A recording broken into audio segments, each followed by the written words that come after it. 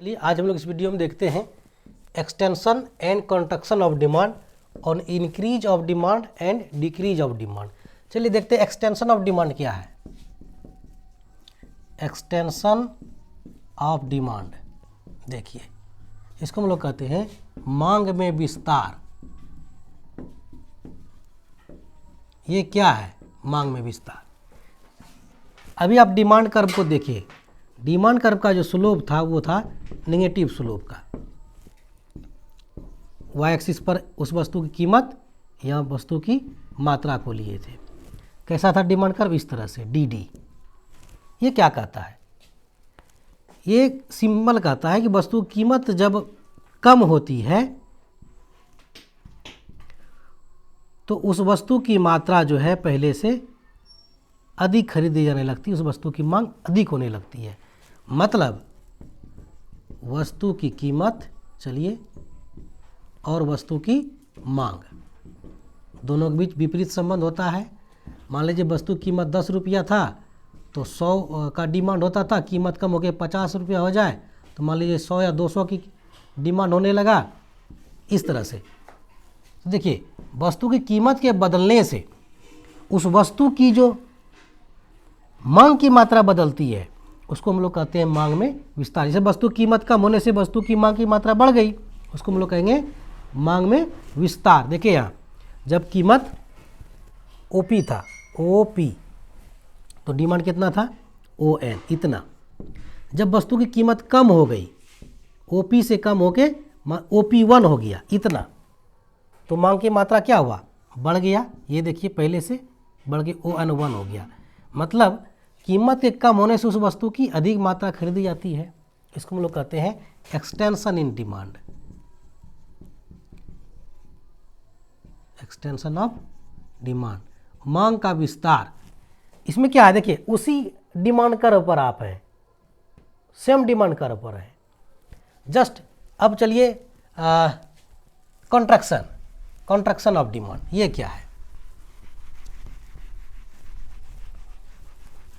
Contraction of demand, contraction of demand. इसमें क्या होता है कि वस्तु की मांग जब कीमत बढ़ जाती है तो उस वस्तु की कम मात्रा खरीदी जाती है। मान लीजिए 10 रुपया कीमत था तो 100 खरीद रहे थे, अब कीमत बढ़ के 20 रुपया हो जाए तब आप 50 खरीद रहे हैं। इस तरह से यह क्या है कि कीमत जब बढ़ गया तो उस वस्तु की मांग की मात्रा कम हो गई।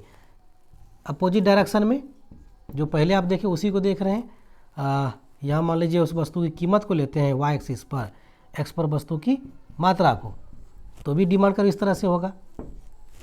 क्या है? मान लीजिए इतना कीमत है, यहाँ इतना कीमत कि मांग की मात्रा इतनी है। यहाँ देखिए मान लीजिए ओपी कीमत है तो इतनी मांग की मात्रा है, कीमत बढ़ जाए, मान लीजिए यहाँ लेके चलते हैं, ओपी से बढ़ के ओपी 1 कीमत हो जाए, इतना, तब क्या हुआ? कीमत के बढ़ने से मांग की मात्रा कम हो गई। तो कीमत के बढ़ने से जो मांग की मात्रा कम हुई इसको हम लोग कहते हैं कॉन्ट्रैक्शन ऑफ डिमांड। यहाँ क्या है? यहाँ भी आप उसी डिमांड कर्व पर हैं, डिमांड कर्व आपका बदला नहीं है, सिर्फ कीमत के बढ़ने से उस वस्तु की कम मात्रा आप खरीद रहे हैं। चलिए अब देखते हैं increase of demand and decrease of demand. ये क्या है? अभी आपने एक्सटेंशन और कंट्रक्शन देखा, अब हम लोग देखते हैं increase of demand and decrease of demand क्या है। चलिए देखते हैं increase of demand, increase of demand ये क्या है? आप लॉ ऑफ डिमांड में क्या देखिए, जब वस्तु की कीमत कम होती है तो उस वस्तु की अधिक मात्रा खरीदते हैं, जब वस्तु की कीमत बढ़ जाती है तो उसकी कम मात्रा खरीदते हैं। लेकिन एक्सटेंशन ऑफ डिमांड में क्या है? चलिए डिमांड कर्व को देखते हैं पहले। ओ एक्स ओ वाई, यहाँ कीमत को लेते हैं और यहाँ वस्तु की मात्रा को। तो डिमांड कर्व आपका इस तरह था, लॉ ऑफ डिमांड। ये क्या कहता है कि जब वस्तु की कीमत कम होगी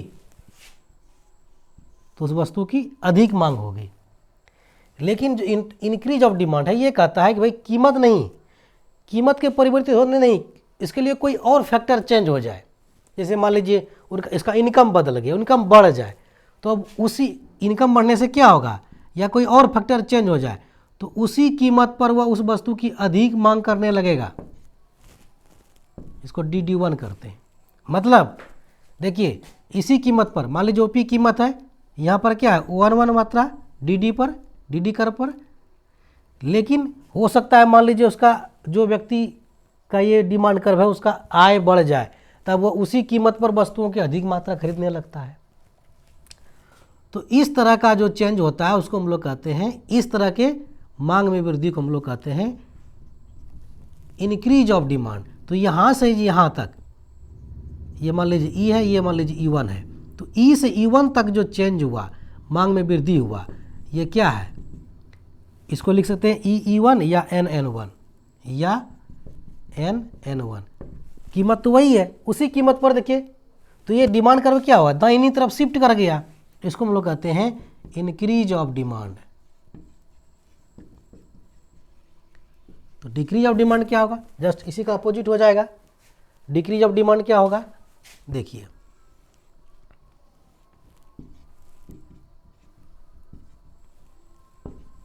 यहाँ आप कीमत को लेते हैं, प्राइस को, और यहाँ मांग, मात्रा को, या वस्तु की मांग को। डिमांड कर मान लीजिए ये है, अलग अलग कीमत पर मान लीजिए इस कीमत पर हुआ, या इसको OP लिख सकते हैं, या यहाँ से यहाँ तक OP, या इसको E मान लीजिए NE, दोनों कीमत है। डिक्रीज ऑफ डिमांड में क्या होता है, इसमें होता है कि कीमत के बदलने से नहीं, किसी अन्य कारण से उसी कीमत पर वस्तु की कम मात्रा खरीदने लगे, कीमत भी स्थिर है। जैसे मान लीजिए कि उपभोक्ता है, उसका आय कम हो जाए, तब आय कम होने से क्या करेगा, वस्तु तो उसी कीमत पर बाजार में बिक रही है, तो वो उस वस्तु की कम मात्रा खरीदना लगेगा, D1।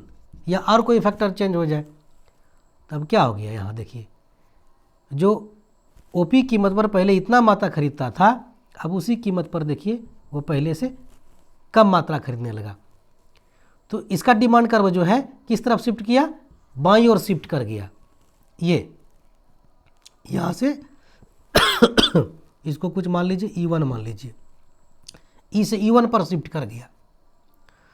तो इस तरह से उसी कीमत पर वस्तु की कम मात्रा खरीदी जाने लगी, या कम मात्रा की मांग की जाने लगी, इसको हम लोग कहेंगे डिक्रीज इन डिमांड। तो इंक्रीज ऑफ डिमांड और डिक्रीज ऑफ डिमांड में क्या देखे आप, कि वो जो डिमांड पूर्व में डिमांड कर्व था उससे वह शिफ्ट करके दूसरे डिमांड कर्व पर आ गया। इंक्रीज ऑफ डिमांड में क्या है, इंक्रीज ऑफ डिमांड में सेम प्राइस पर उसका डिमांड कर्व दाहिनी तरफ शिफ्ट करता है।